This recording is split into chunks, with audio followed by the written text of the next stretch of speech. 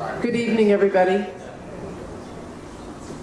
Good evening and welcome to the 2018 Candidate Forum, sponsored by International Falls Area Chamber of Commerce.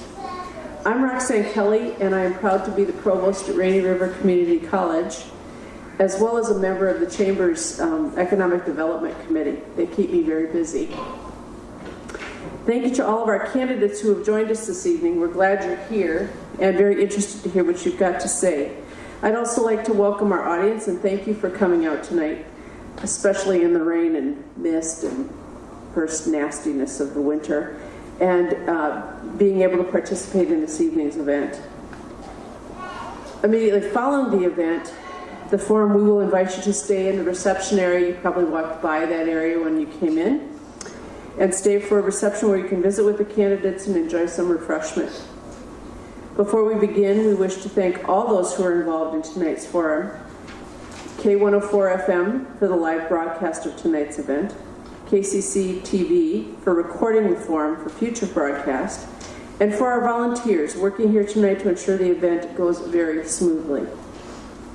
We'll start this evening with the Pledge of Allegiance to our flag. Please stand and face the flag.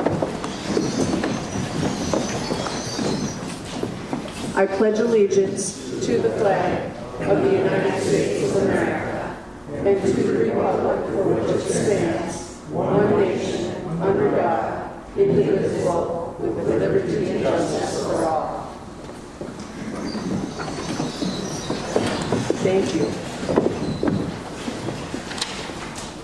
This isn't on my script, but I'm going to ask you to silence your cell phones so that it isn't interrupted at all tonight. I would now like to introduce Dwayne Etienne, who will cover the forum outline and the rules. And again, welcome to Rainy River.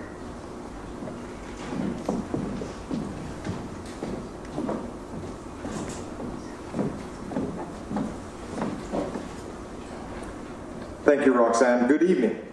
I'm Dwayne Etienne from KGHS KSTM Radio, and we are proud to partner in tonight's forum. This evening on the stage, participants represent 7 races on the local, state, and national level. The races to be featured tonight in the orders they will be presented are the U.S. Representative District 8, the International Falls Council East, Center, and West Wards, Koochining County Commission District 2 and 4, and the Minnesota House Representative District 3A. You will find a complete list of all of the forum participants in your program. Now let's take a moment to explain the format. As each particular race is featured, those candidates will come forward and be seated at the table on the stage. The forum timers will use a green sign to signal the start of a timed response, a yellow sign when 15 seconds are remaining, and a red sign meaning to stop now.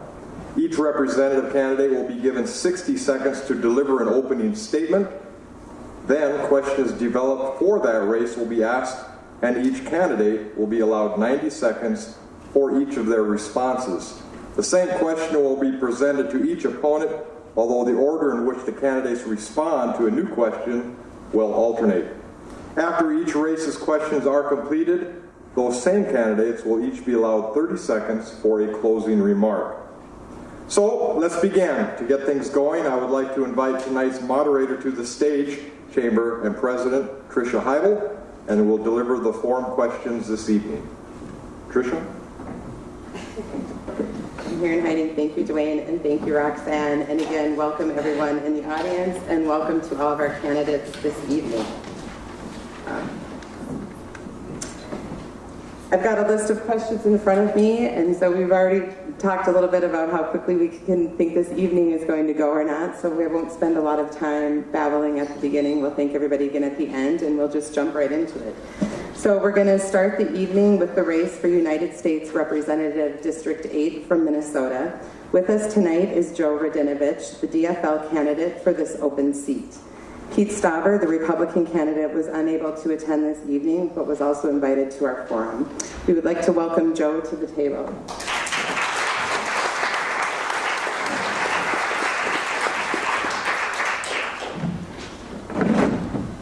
Thank you, Joe. So we'll have you test your microphone. That should be ready with just turning it on. And then when you're ready, we'll allow 60 seconds for your opening statement. Can you hear me? You can. Well, thank you all very much. My name is Joe Radinovich. I'm from Crosby, Ironton, Minnesota. I'm the fourth generation of my family to grow up on the Cuyuna Iron Range. I come from a family of miners, electricians, plumbers, pipe fitters, healthcare workers, the type of hardworking people who taught me that going to work every day is about more than a paycheck. It's about how we take care of ourselves, it's about how we take care of the people we love, and it's about how we take care of our community. I think the biggest issue facing our country is that the nature of work is changing. Technology and mechanization is displacing people across many different industries. The one most familiar to you would be the paper mill. No doubt that decades ago, there were more people working at the paper mill, and now today there are far fewer, but the production might be the same. The same thing is happening in mining, farming, factories, at the grocery store, and on the highway. I think that in response to these changes, what we need to do is make sure that in a country that is wealthier and more productive than it ever has been before, that we advocate for solutions for working people. That means we need a Congress that will protect Social Security and Medicare, invest in the people and places of this country, and change the way we do politics. Thank you. Thank you, Joe. So the first question that we have, and you'll have 90 seconds to respond after I read the question. Many environmental regulations impacting Coochin County are federal mandates which traditionally provide blanket coverage but do not always account for area exemptions. Natural resource management is critical to forestry, our top industry. Wetland regulations are particularly limiting in our county, impacting roads, trails, and other developments. How can you ensure that our area's uniqueness is represented on a federal level as not to hinder our local economic development? Well, that's a great question. And when I first ran for public office, I was told by a friend of mine something that's been useful since then. He said that if you want to travel fast, go alone. If you want to travel far, go together. And where that's relevant here is I believe that environmental regulation is a key and crucial component to our policy. It makes sure that we have clean water and clean air, and that we've made much progress since decades ago. However, what we need to do is we need to make sure that we're working with industry to ensure that they can meet the standards, that the standards are realistic, and that we can support job growth at the same time. And I just toured the mill back there, and so I understand how important forestry is and how important it is to have access to stumpage from the Chippewa and Superior National Forest. And so I believe that the best way to move forward to both protect jobs and the environment is to do so in a collaborative way, to make sure that all voices are at the table, and to make sure that if we are going to address these challenges, we do it in a way that respects jobs and ensures that we can meet these standards as well. Thank you. As a border community, maintaining a good relationship with Canada is critical to our community's social and economic makeup. Recent changes to the North American Free Trade Agreement have resulted in the newly proposed United States-Mexico-Canada Agreement, seemingly providing a resolution satisfying all parties. As a representative of a border state and serving a district covering a majority of our borderland, what are your thoughts on the new United States-Mexico-Canada Agreement? Well, I think it's important to give credit where credit is due. I'm a Democrat running for office, and so it's natural that I have many disagreements with the President and with the President's policies. On this issue of the USMCA, I think that good work, for the most part, has been done. We've advanced from where NAFTA was at 24 or 5 years ago, and we have a better trade deal than we did before. Still, I am deeply concerned about some of the President's trade policies. I think that the best way to engage with the world is to ensure that we have a strong trade regime that values environmental and worker protections and ensures that the jobs here in this country are not offset because people are able to subsidize the production of products in other countries or undermine important environmental and labor regulations. We too often have seen trade deals that neglect our ability to enforce important provisions and protect American workers, and I think that we need to move forward with an understanding that the enforcement of the mechanisms is going to be very important. In 2015, we faced a steel dumping issue here in northeastern Minnesota. It resulted in layoffs across all the mines, and the best way to deal with that was through targeted trade enforcement cases to make sure that we were able to legally seek tariffs and the appropriate penalties for those trade cheater nations. The problem with the policy that we broadly have today, where the tariffs have been applied to steel and aluminum, is that because they're outside of the trade framework, other nations have sought retaliatory trade tariffs. Time. Thank you. And now we ask if you would like to provide a closing statement. We have 30 seconds for that. I do. I appreciate the opportunity to be here. I'm very sorry that I won't be able to stick around after this. I've been in International Falls all day, touring, doing a lot of great things, and I've been very excited by that. I have to get all the way to St. Paul. I'll be debating my opponent on NPR at 11 a.m. tomorrow morning. So if you want to see the differences between my opponent and I invite you to tune into that. We've got a long way to travel tonight, so I'm sure you'll understand that we're going to have to take off in order to get to St. Paul at a reasonable hour and as safely as possible. So thank you all for the opportunity to be here. We do. Thank you, Joe, for attending. We appreciate it.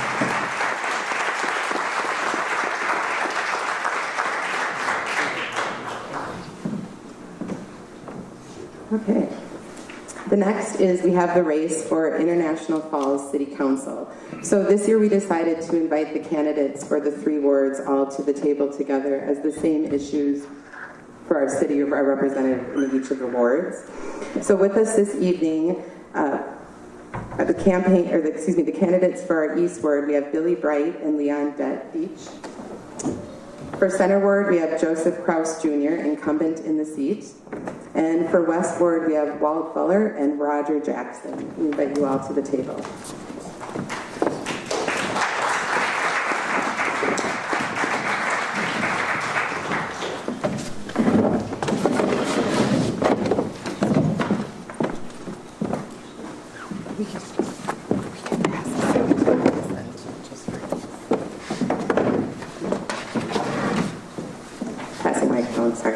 So for the 5 of you, if you'll wait after each question, is we're going to rotate the order in which the candidates will be responding. So after the first person, then I'll announce the second candidate if you don't mind. It'll be relatively in order for ease of sharing microphone. But okay, so first we'll start with opening statements, and we'll start here at the end of the table with Billy Bright. Hear me? I'm Bill Bright. I'm a local kid. I grew up here, born and raised. Currently living on the east side of town. Work at the Koochiching County Sheriff's Office up in the jail.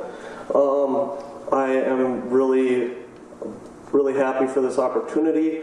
I am really seeking out to bring some jobs to town or support companies, stuff like that, big, small, medium, large, whatever, into town. I currently am one of the founders of the Bronco Bass team.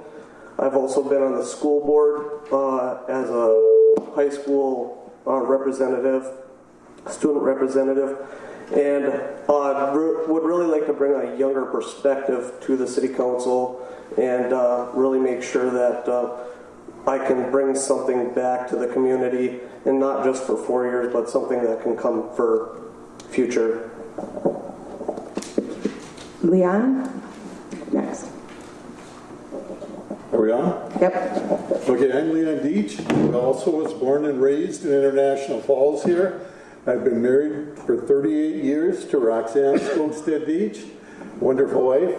I'm a retired teacher. I have been in education for 33 years. I'm a former negotiator for our union, or our association it was called. I also was a former president.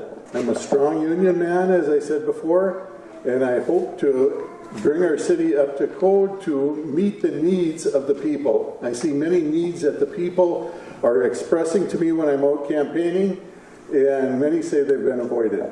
Thank you. Next we have Walt. Excuse me. I'm Walt Buller from International Falls here.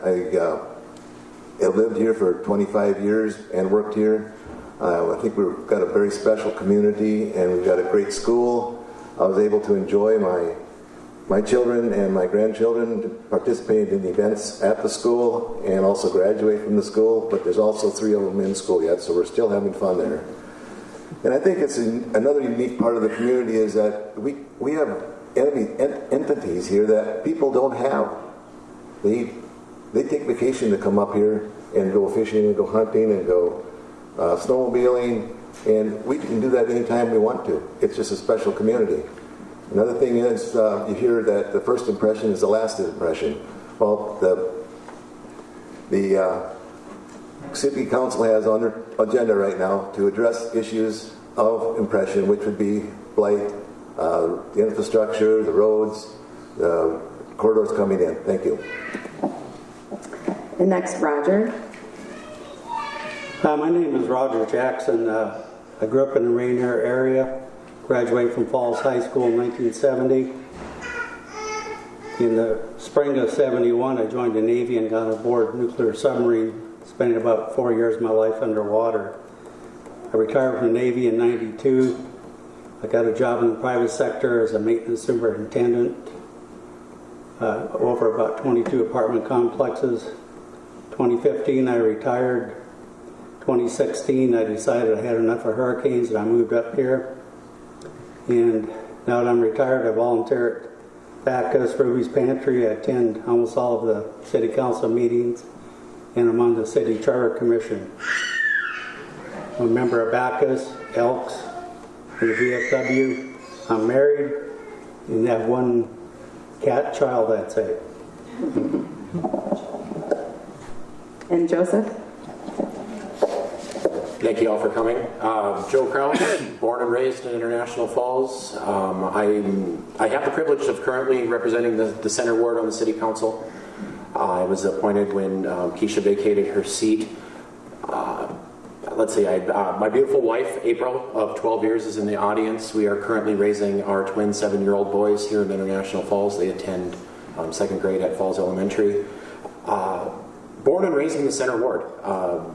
Aside from the 6 years I was away at school, I've lived in the Center Ward in International Falls, so it's kind of cool to be able to represent it now. And just looking forward to working with the new council when whomever it is comes on board. Thank you. And we'll move into our first question, and Roger will start. He has got the mic down there. FYI. Recent attention has been given to our community's blight issues, both commercial and residential. The city has ordinances in place to address instances of blight and has tackled a number of properties. However, the quantity of properties in blighted conditions, coupled by recent public outcry, calls for additional action to be taken by the city. Some commercial properties have been in disrepair for a number of years. In support of the city's infrastructure improvements, including the Highway 53 corridor projects, what steps do you believe the city should take with regards to commercial blight? Thank you for the question. It's glad to see it. Blight is on the city's radar. I wish more folks would attend the city council meetings and voice their concerns over this. One of the big things we have to start with is the Highway 53 corridor. Since we'll be spending lots of money rebuilding that corridor, we have to take care of that commercial blight that's there. We also have some commercial blight in the 1171 approach to International Falls. The mayor, Chief Manassa, and Kelly Meyer, they get out as often as they can, but I think we somehow need to have some kind of commission to work with them and tackle these issues.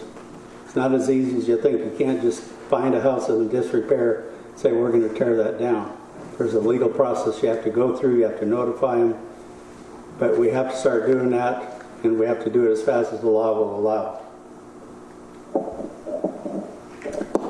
Next, Walt.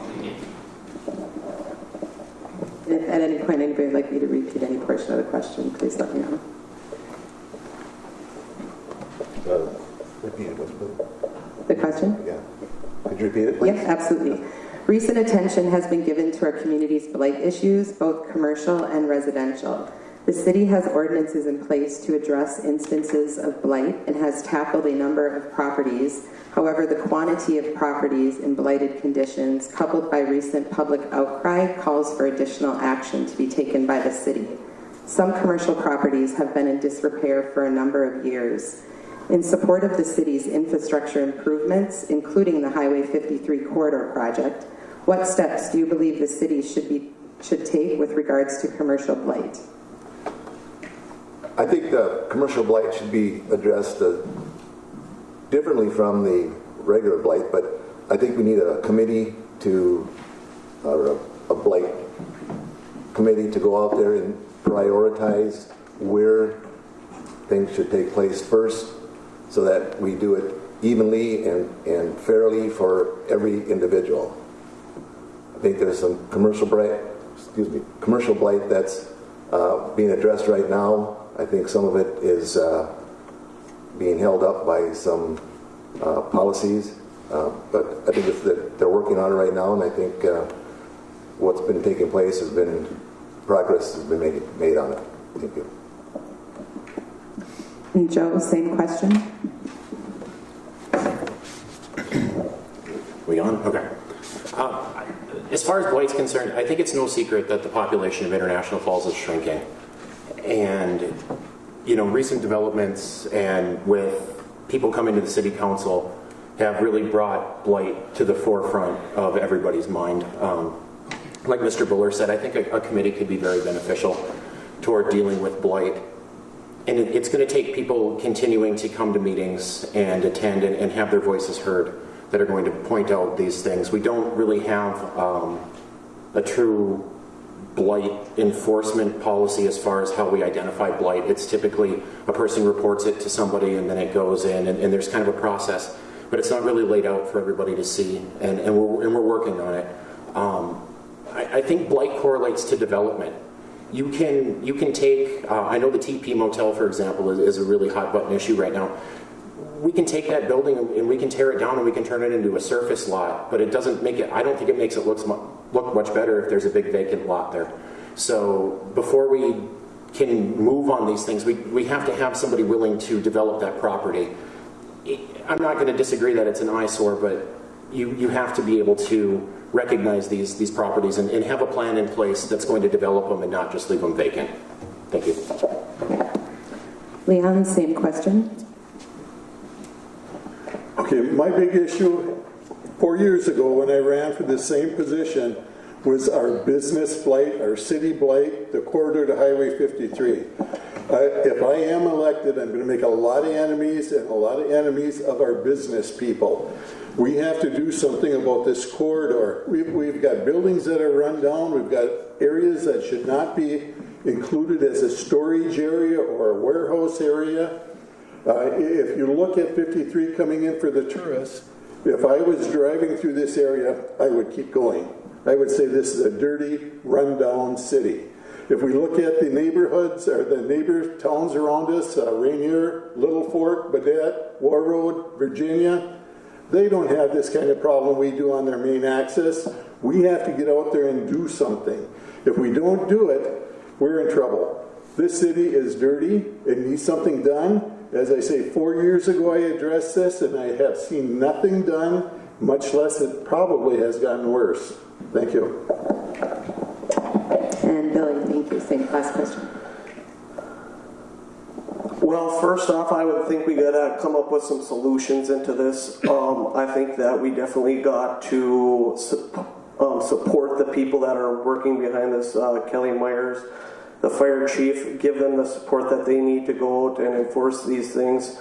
Definitely look at maybe rearranging some ordinances so they can have a little bit more legs to run with on this thing. Also, we start cleaning up both properties, commercial and private properties. I think we got to, if we get to the point of tearing these down, giving these owners of these properties opportunities to sell them, and then also giving the opportunities to the people that are buying these blight properties, on the other hand, of maybe giving them some sort of tax break, something that's marginal, where they could actually build something new on these properties. If we got people coming in terms of wanting to bring a new business to one of these blight properties, make it affordable for them to come in and bring in new business to our town. Also, for the older housing within our city, make it affordable for them to build a new building, new property, update stuff, and try to consolidate these properties and get them turned around to make our city more appealing. Thank you. And for our second question, we'll have Joe start. The city has experienced recent job loss through business closures such as International Build Right, Bergstrom Wood Products, TP Motel, and Stock Tires. The city individually or in conjunction with KEDA needs to attract new businesses to our area. To be considered in today's competitive market, we need to set ourselves apart from other communities. Do you believe the city should contribute to economic development through the use of incentives, easements, or other financial support? That's a great question. It's my understanding that the city already does. It's my understanding that the city does have these things out there. And, you know, I think one of the things that a potential business looking at this area can look at is that we have had recent closures and we do have a skilled workforce ready to go back to work. And I think that's a feather in our cap. On the same token, as you can look at it and you can say that these businesses have closed and businesses may be apprehensive to come here because these other businesses have closed. So it goes both ways. I think the city currently is doing, in my opinion, a lot. Could we do more? Absolutely. There's always more we can do. And I think one of the nice things is we are going to have some fresh voices on the council and some fresh ideas and have people that might have a different perspective and have an opportunity to tackle this problem. You know, we can't offer what some of these other places can, but there's so much more that we have. You know, we may not be able to offer large amounts of money to build, but we have property, we have rail access, we have an international rail access. We've got recreation is here. A lot of people, they use this area for recreation and now they can live here, and I think that's really a marketable thing that we need to work on. Billy, the same question. Yeah, I definitely think we got to, the more we invest into our city, the more we'll get out of it. I think we don't, like Joe said, we probably don't have much money to offer, but we could also easements, tax breaks, stuff like that we can do to attract these businesses back into town, give more jobs. I definitely do believe that we do got a workforce that is out there that we could capture. I think that we got some great opportunities with our neighbors next door, Fort Francis. They also got the mine that just opened up, and also the rails that we got coming with us being the most busy rail port in the U.S. To try to capture that, to get stuff in and out of our country and try to support these businesses. I think working along with our leaders that are above us, county commissioners, state representatives, and stuff like that, to try to see what other research we can't do, and going outside our community for smaller towns pretty relevant to ours, and see what's working out there, and try to capture what they're doing, bring it to our community, but also use the other opportunities that we have that other communities don't have. Leon, same question. Are we on? No. Okay. I agree with everybody that has spoken on this issue also. One of the things that we do have to do, as your question stated, is offer incentives. We have to have some kind of incentive to get the people here, get the businesses here. As we have said, we've lost jobs. Stock Tire, Build Right, Boise Cascade a few years ago lost employees. We have to do something to get the jobs back for the people. Right now, as we know, there's no livable, or not many, I should say, livable jobs for our young people. They're moving away. They can't afford to live here. There is work here, but to support a family, it's very difficult on a minimum wage.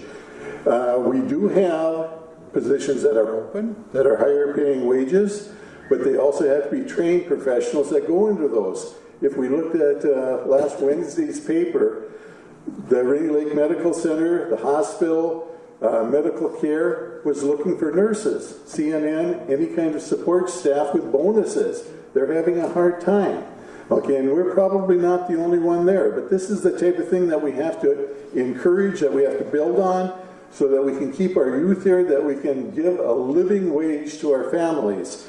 Another issue is that my wife and I have is finding workers for our group home. We can find the workers, but if they have children, child care is prohibitive. If you're making $10, $12 an hour at your job and you're paying $5, it doesn't work.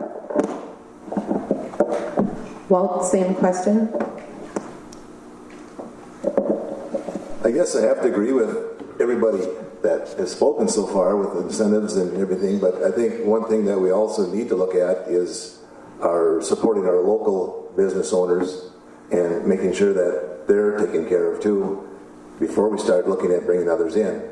I know that there's a number of businesses in town that have expanded their businesses out of town, and it's been an expansion. It's brought money back to the community also.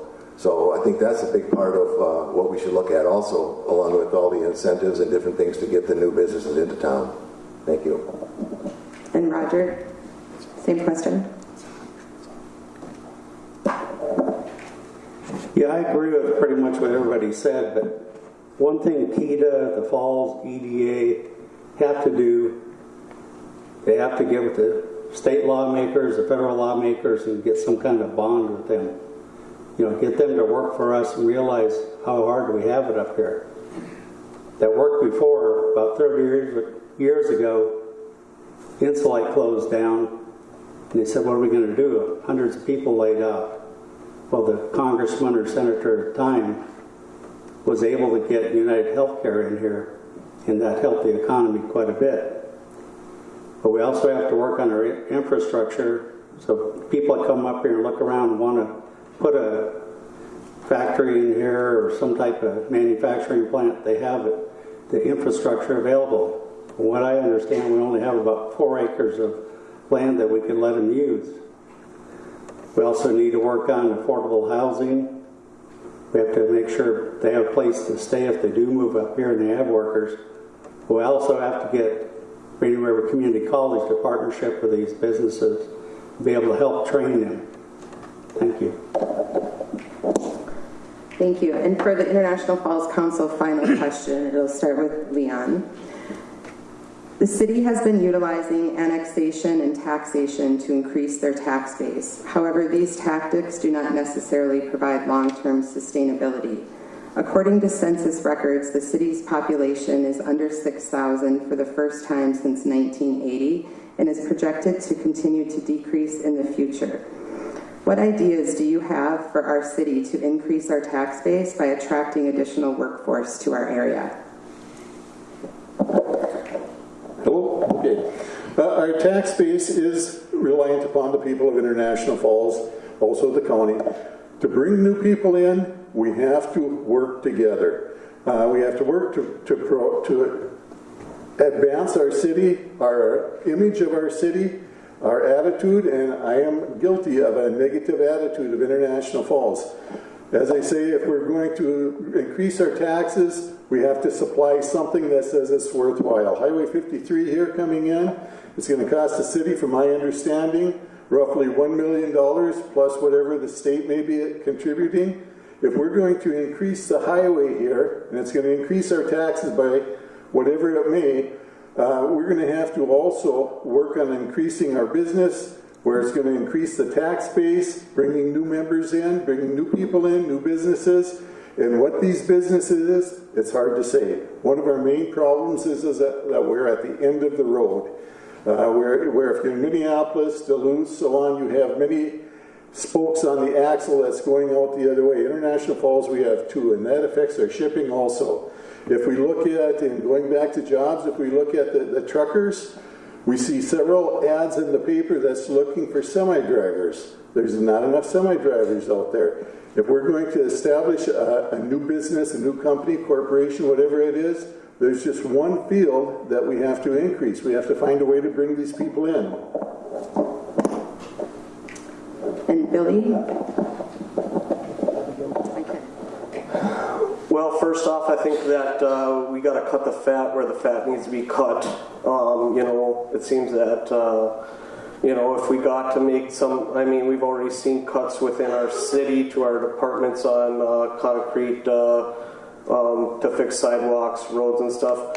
We got to you know, if there's an unnecessary job out there that someone's in, we're going to have to get rid of that. Also provided Big Blue, Boise there, they've also, their taxes have went from like $3 million here since like 96 down to like 1 million some there. And maybe we got to look at some of that on their profits going up. They're also employing, but their taxes are going down.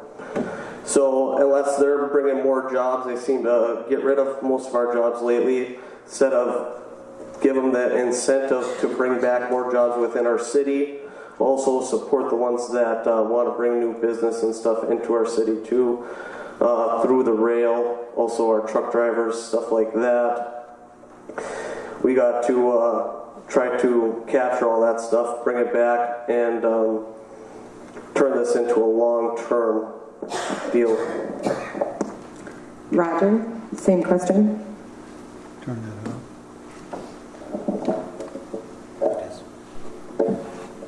I agree with a lot of what everybody said. But like I said before, we have to get the lawmakers, state and federal, on our side.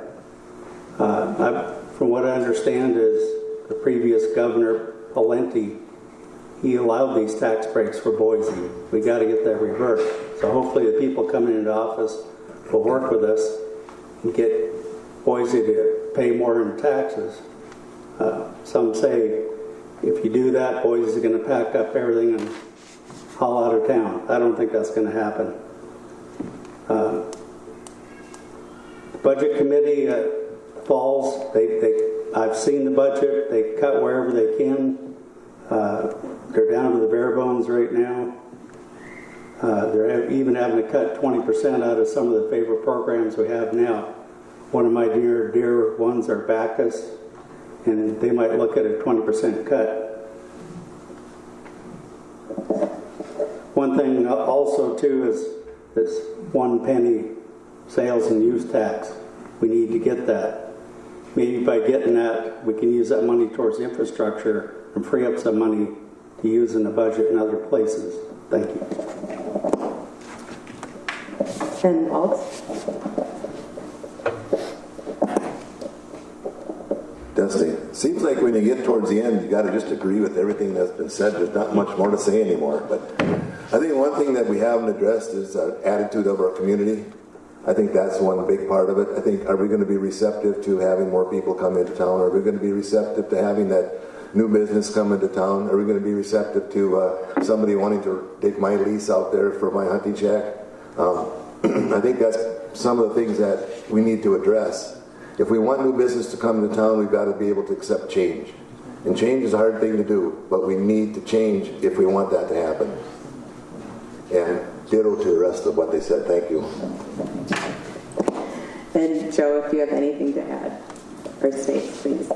Yeah, again, I pretty much agree with everybody. You know, I have a couple points though. They completed this housing study, and we got to look at it last week. And there's some really glaring things that really kind of opened my eyes to the plight of International Falls, if you will. We have an aging housing stock. I don't remember offhand, but the average age, if you take a look around town, the average age of the homes in International Falls is old, older than me. One telling thing, we got a stat the other day that in, I want to say it was 2017, International Falls issued 1 building permit for a new house. And it replaced a home on the same lot that had burned down. So it wasn't anything new. You know, where are you going to build in International Falls without annexation and annexing other areas? You can take down a bunch of houses in a block, but people don't want to live in the middle of town anymore. They want to live on the outskirts. We've expanded water and sewer. We're taking the sewer all the way out to the National Park Service. If I'm going to build a new house, not me necessarily, but somebody my age, I'm probably not going to build it in International Falls. We need to look at expanding, unfortunately, out. The water and sewer now runs all the way to Jackfish Bay. That's where people want to build. They want to live on the lake. They don't want to build here. So we need to figure out what it's going to take to get them to build here and what we need to do to encourage people to live here in International Falls and not in the county. Thank you. And now each candidate will have an opportunity for a 30-second closing statement, and we'll start with Walt.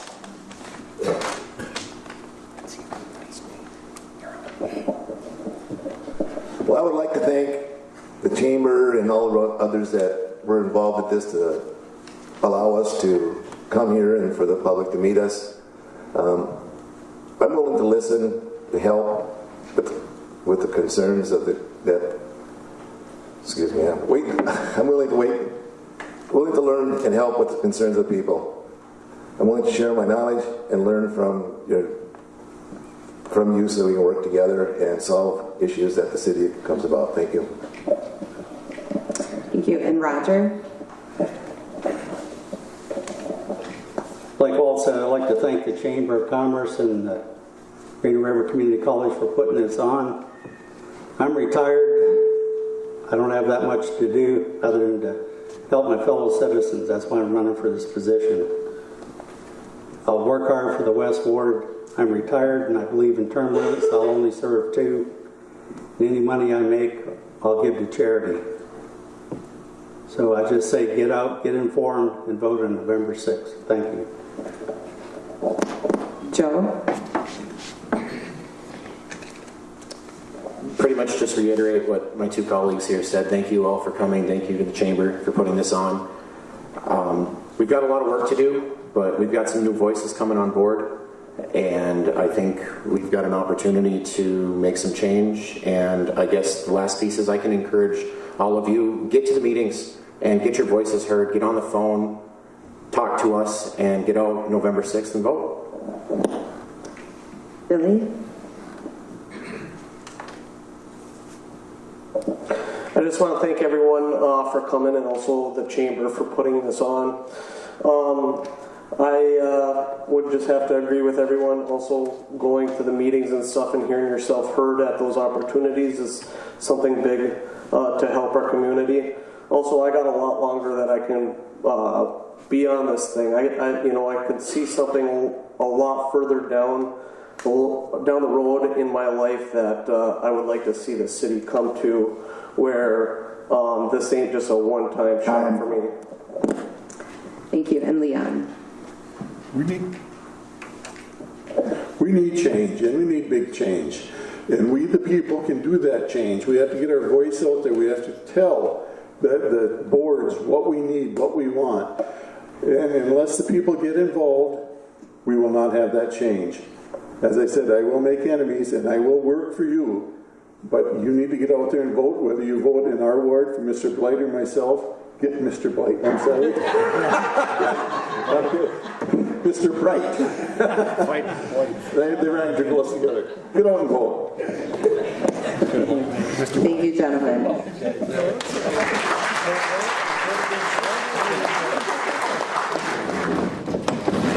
The next race is the Koochiching County Board of Commissioners. We have 3 open seats this year. District 1, the incumbent Wade Pavlik is running unopposed, and he was unavailable to attend the forum this evening. For District 2, we have Kevin Adey, the incumbent, and Harley Droba. And for District 4, our candidate Jason Schoblum is running unopposed. And at this time, I would like to invite all 3 of our county board candidates to the table. She must be going alphabetical. But anyhow, thank everybody here for coming out and attending the forum to listen to the candidates. Thanks to the college and the chamber. But anyhow, I'm Kevin Adey. I've already served I'm on my 16th year as a commissioner, and so I've got a lot of experience. Born and raised in Koochiching County. Actually, live in the house I grew up in. My dad built. People sometimes say I live on the wrong side of the tracks, but there's more and more people that are saying that. So, but anyhow, it's been a good place to live and grow up. A lot of things have been done, and a lot of things need to be accomplished yet. Thank you. And Harley, 60 seconds as well. An opening. Hi everybody, my name's Harley Droba. I'm a 1996 graduate of Falls High School. After graduation, I moved on to the United States Army, where I served 4 years for our country. I was in Korea. I went to Texas, and I believe I was in Georgia as well. So after that, I got out and I worked for MCI WorldCom. That was in Minneapolis Telecommunications. I ended up being transferred to Denver, and just like a lot of the people here in our area that ended up losing their jobs when PCA ended up cutting the positions, I lost my job in Denver. That's actually what brought me back to International Falls. Since I've been here, I have been ingrained in the community. I married my wife Amy. We have a little young lady who's 11, and I'm very looking forward to serving for District 2. And Jason? Hello everyone, my name is Jason Choglam. I am on the ballot for Kuching County Commission District 4. First off, I'd like to thank Tricia Highball and the International Falls Chamber of Commerce for organizing and hosting this event. Thank you. A little about myself. I was born and raised in this area, and I do have a card here I'm reading so I don't forget where I grew up. I graduated from Falls High School in 1990. After graduating, I attended Riverland Technical College, which enabled me to start my own flooring installation business. At the same time, I also worked in the construction field installing water and sewer pipe. In the year 2000, I started employment with the City of International Falls and currently hold a working foreman position. My wife and I are raising 2 wonderful children and enjoy attending their various activities and events. Some of the service work that I'm involved in, I am the current shop steward for the Public Works Group at the City of International Falls. I currently sit on the Charter Commission. I am a current Labor Assembly member and volunteered for the Labor Day picnic and other things. Our first question, Jason, you'll start. Kuching County has made a recent investment of over $30,000 into a countywide housing study. Early results of the study show that general market housing, both rental and new construction, are priority items for the county over the next 5 to 10 years to attract new people into our area and provide additional housing to counter our shrinking population. What degree of investment into housing do you believe the county should make to help attract this workforce to our area? Well, I think it should be a top priority. Actually, I think what's going on right now, within the city and within the county with the corridor of Highway 53 being designed and it's on the way. There's some other exciting things that are happening right now that I personally just heard about and I believe in. I think that's some of the backbone of a community is housing, infrastructure, child care, all this stuff. Has to kind of come together, at the same time, which is very difficult to do, as many of you know. And it's not as easy as it looks. And I respect everyone that serves in office because things take time and studies take time. And I think that the investment should be made, to provide housing and reasonable housing within the county. Thank you. Thank you. And Harley? So the City of International Falls was part of the study as well, and I do believe that there needs to be investment into our housing stock in the area, whether it's in the City of International Falls, which some people forget is also in the county. So yes, we need to invest into the future of our community. And what does that look like? It looks like partnering with investment companies that want to come into our community, that want to build into our community. And it goes back to the blight. It goes back to infrastructure. It goes back to the key components of our community. We are not going to build ourselves as a community unless we do take care of those small steps, which I believe all of the candidates for the City Council addressed. We need to address the blight. We need to address the infrastructure. And that's what this entire election is about, is to make sure that we are investing into our future of International Falls. There is a population decline. And with the population decline, how do we invest new people to come into our communities? Housing stock is one piece of it, and I agree that we need to work at that, but it's one piece of the puzzle. Just investing into housing stock is not going to change the entire outlook for our community. So yes, I agree that Couchiching County and the communities within need to invest, but this is only one piece moving forward. Thank you. And Kevin? I'm glad Harley made mention that the City of International Falls had an investment in this also, along with many other individuals and organizations, nonprofits. Everybody that lives and works in Couchiching County, this housing study is going to have an impact on it, and it should have. It's for the better. We need better housing in Couchiching County for people to move here, for people to go to college here, for people to work here, for people to retire here. We've got the Island View Sewer project going on right now. With that, when that finishes, there are people that there are empty lots out there just waiting to be built on. And there are people that are waiting for that to be done so that they can start building. There's empty lots in town. There's a couple motels that need to be taken care of, but one way or another, I think things will get done. It'll just take time, and it'll take money, and it'll take an investment from the city and the county. Thank you. Our second question will start with Harley. Voyage Forward has been active since 2013 and has expended thousands of volunteer hours and nearly $500,000 of investment into this countywide effort. Some of the original Destiny drivers, such as the cross-border opportunities, marketing partnership, outdoor recreation and tourism, and workforce development, remain active today and have made recent impacts such as pushing for border crossing technology, creating countywide marketing materials, and completing a business survey to identify workforce skills shortages. The county and the city both contributed a significant amount of funds to develop a 5-year strategic action plan. To what degree do you believe the county should financially support the work of this group? One of the Destiny drivers that came out was infrastructure, and specifically it was technology infrastructure. I was able to, on the Destiny drivers meeting, give the conversation about how important broadband infrastructure is for our area. I've been working with the Couchiching Technology Initiative. 6 of us ended up going to Brainerd and working on the border broadband partnership with through DEED in Minnesota.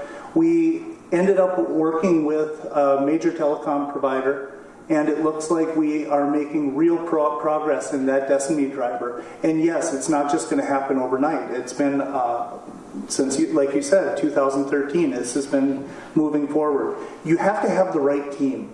And yes, there's been a lot of people that have been involved, but right now we are moving forward with one of the Destiny drivers, and it is so important for our area because if we don't have the technology moving forward, as some of these other technologies such as paper and mining and other things in our area are being, I don't want to say diminished, but not as important as it used to be.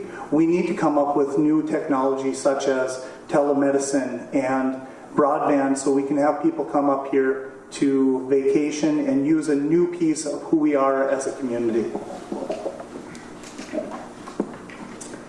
Thank you. And Kevin, same question. I agree with Harley on what he mentioned on broadband. The county has had conversations with a couple of broadband providers, and one of the big issues, of course, is the number of people that would be receiving it. They look at the benefit that they're going to receive if they happen to bring it up this far. When we only have a population, in the city less than 6,000 people, county is about approximately 14,000 people. They're looking for the biggest bang for the buck. and it makes things challenging and very difficult to move forward with that type of thing. So. And Jason? Yes, I was one of the first people among 150 other people that were at the Voyage Forward initiation. You know, they had their meeting and they were looking for volunteers, and prior to all these drivers being even identified at that time. At that time, I was on the bus committee. The reason why all that happened is because I think the community lost around 260 plus jobs. And to see the 150 plus people in the room with a couple other community members that had their own success stories was sad, because I work with people whose spouses were wondering if they were going to have a job the next day, and a lot of people did have to make readjustments, but the community did come together at that time, and that was good to see, and everybody was accepted, and everybody had a part. I also agree too that some people are better at some things than others. My strength is probably not going to be the strength of Kevin or of Harley. One of my strengths is seeing what other people are good at, and kind of trying to motivate that and push that. But I really believe that the Voyage Forward campaign was awesome, and I've fallen away from it as of late, but I was really happy to be a part of it when it was. And our last question for the county commissioners, we'll start with Jason. Coochin County recently provided tax abatement to a private development project in Rainier through a newly adopted abatement process. In order to be competitive with other communities of similar demographics, we need to set ourselves apart. To what extent do you support the county offering additional abatements, easements, infrastructure development, or other incentives to competitively attract businesses to our area? Well, that's a good question. I'm sure it's a question of controversy among many people. I thought about this question myself, time and time again, and I think we need to do what we feel we need to do to retain these people and to make the investment. My wife and I talk, quite a bit about certain things and different things. And I was kind of against some of that stuff for a while, and she looked at me, she said, they're making a huge investment in our area. It's a lot of money, and it's a private investment. And a private investment, you think about that, not many people do that without anything other than asking for some tax incentive breaks. The time limits, I guess I don't know what is proposed and what has been proposed. I haven't been on top of that. That would be my only concern, would be the time limit at this point. Thank you. Kevin, same question.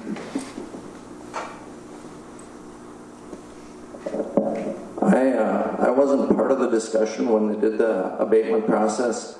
I was kind of laid up in the hospital for about 7 weeks this summer. But I do agree with the process, and I do agree with the abatement. I think, if I recall, it was like 10 to 15 years. But I think other businesses and that, we would take a look at it if somebody came forward with the right kind of business and number of employees, the amount of taxes that are being abated. There's a bunch of questions that need to be answered on that. But all in all, it is a good process. It's good for the businesses. It's good for the working people. It gives jobs. It brings in new development. I think new development brings in more new development. You look at other communities that have businesses that are growing, and that's one of the things they're doing is bringing in new development, and you just see the community grow overnight. And Harley, same question. All right, I believe you need to have a full toolbox for economic development. I'm unique because throughout the entire process on KEDA, I was the only person that voted against the tax abatement for Cantilever. But the reason I did that is because they have two buildings that are being built. One of them is going, well, I don't want to go into the nitty-gritty of it, but the reality is one of it is going to be a manufacturing job. They're going to be creating a product and they're going to be sending it out. The paychecks are going to be coming back to this area, and it's going to be a living wage for people to be here. For that piece of the project, I agree with it wholeheartedly. But for the hotels and the restaurant and everything else that's going to be put into that building, I believe that that is a competitive advantage that they get over the people that have already invested and paid their property taxes in the area. So if you're going to have, if in this area we're going to be bringing in something different, like the data center with Granite Digital, or we're going to be talking about more manufacturing jobs where we create products and we send them out to the world and we market our area, yes, I'm very okay with utilizing tax incentives like that. But if you were just looking at, I want to come in and bring in a business, but it's not that manufacturing or something that is a competitive advantage on someone else in our community, I don't accept that. But everything else, yes, if it's competitive, I'm okay with that and I would support it wholeheartedly. Thank you. And now we offer opportunity for closing statements, and we'll start with Kevin. 30 seconds. Again, I want to thank everybody for being here. Thanks again to the Chamber and the college and KCC TV and the radio station as well. So having all those people come together to have an event like this is a good thing. It makes people that can't get out, gives them the opportunity to see what's going on. Thanks. Thank you. Harley? Number one, thanks to the Chamber, thanks to KCC TV and KGHS KSDM for hosting this event. It's fantastic to be able to get our words out to the community. I know that we're door knocking and we're going out and trying to get our message out, but to be able to have a forum like this is fantastic. Are you serious? We've already used 15 of my 30 seconds. Thank you guys so much. I appreciate it. I hope you guys, whether you choose me or not, vote on November 6th. And Jason? Once again, yes, thank you to the Chamber, KCC TV, and the radio station. Thank you all for being here. I'm just going to say I am new to this, and I am going to get my feet wet. However, I do have good intentions and a good heart, and I will work together with everyone to make this go forward. Thank you. Thank you, gentlemen. We appreciate your time.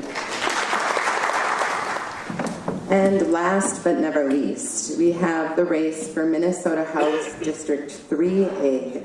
Our candidates here this evening are the incumbent Representative Rob Eklund, our DFL candidate, and Randy Gutermont, the Republican challenger. At this time, I would like to welcome both gentlemen to the table.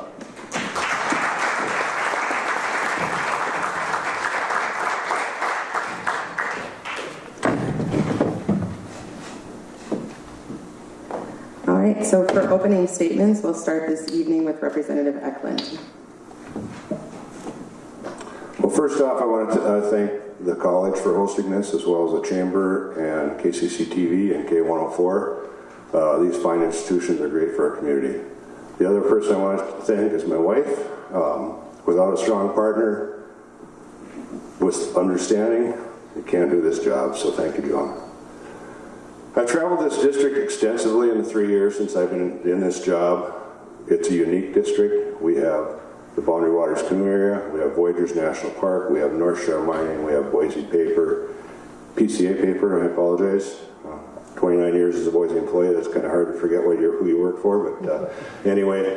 So it's very unique.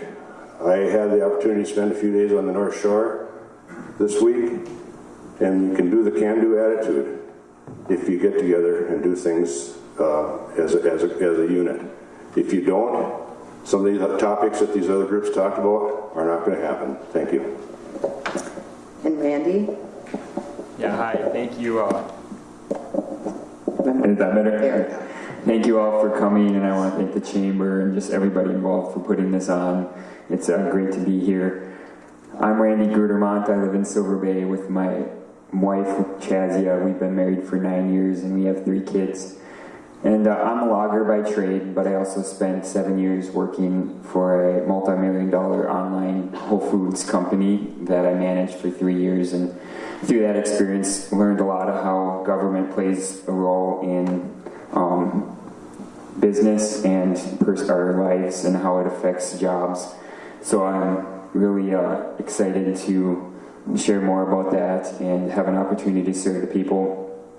I also, we look at the area we have, and we need to bring more jobs here. So thank you for this opportunity to speak. Thank you. And for our first question this evening, Randy, you'll start. Due to our remote border location, maintaining transportation lanes via rail, road, and air into our county is critical for our area businesses and future development.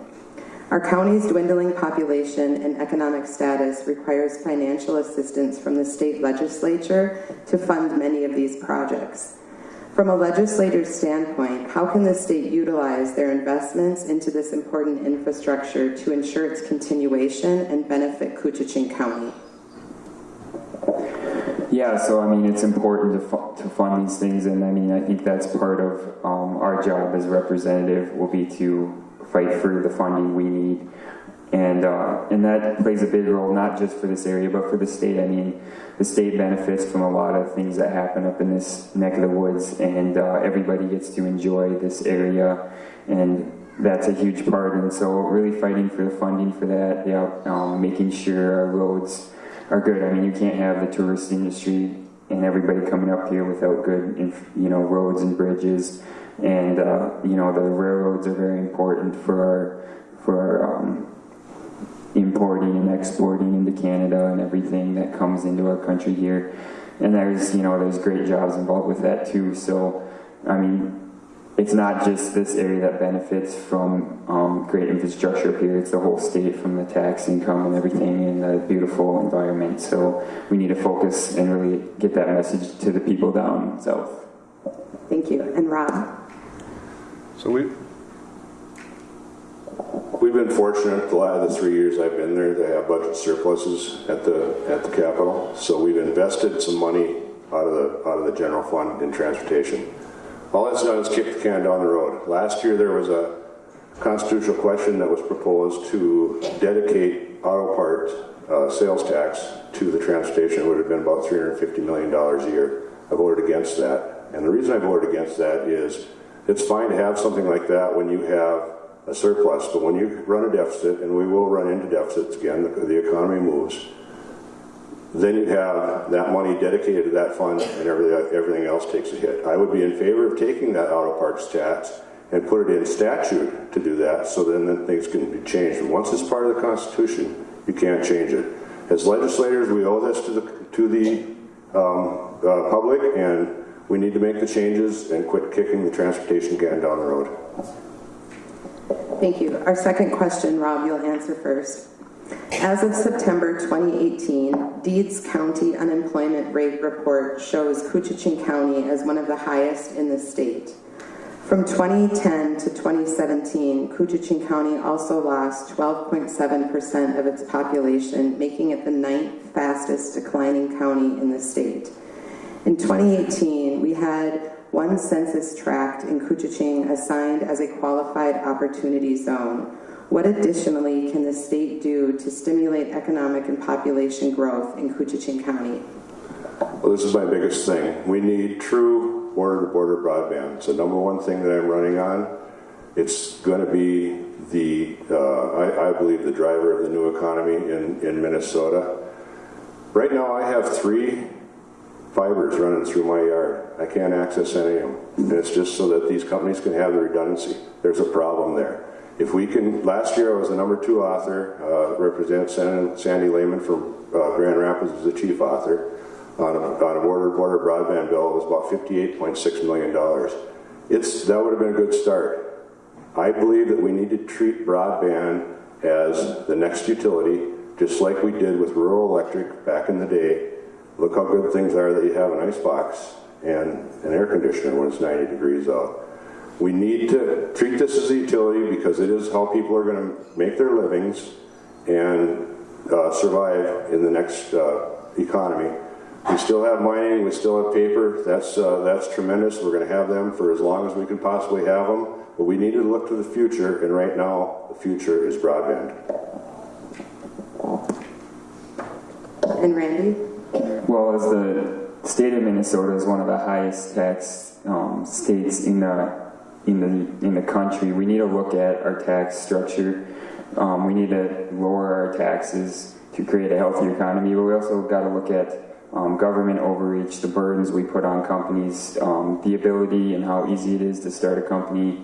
I mean, it really comes down to having a job, whether this area is going to succeed or not.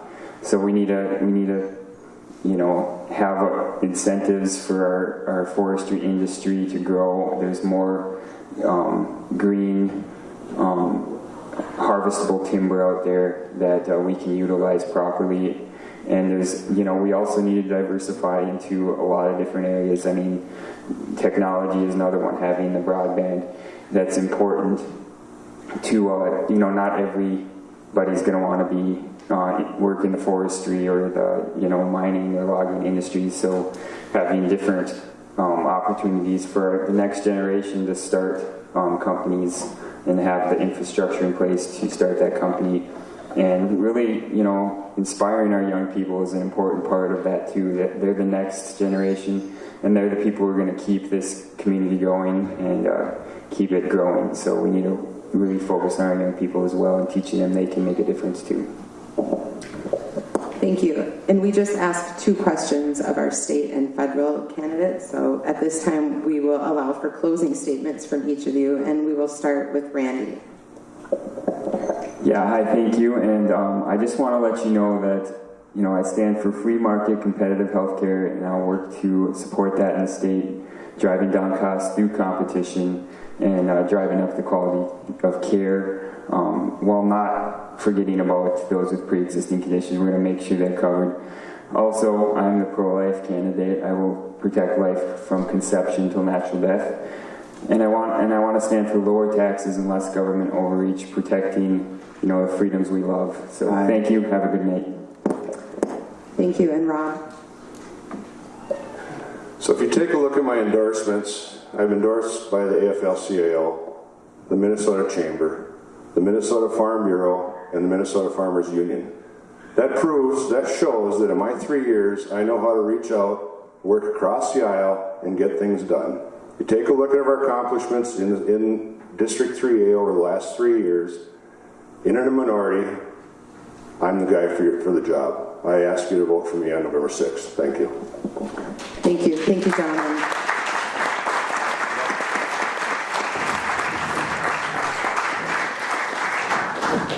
The International Falls Area Chamber of Commerce hopes this forum has delivered important information to you, the voters, on the issues and the candidates, and reminds you that using your vote on November 6th is using your voice. Thank you again to Roxanne Kelly and Rainier River Community College for the use of this wonderful auditorium, to our chamber ambassadors and other volunteers who helped us this evening, to K104 Radio for their live broadcast and our listening audience this evening, and to KCC TV for recording this forum for later viewing. Again, I'd like to remind and invite everybody to stay for our reception afterwards just outside the auditorium. And on behalf of the Chamber Board of Directors and its members, a big thank you to each of the candidates for their investment in leadership and time with us this evening. Thank you for attending and listening, and have a good night.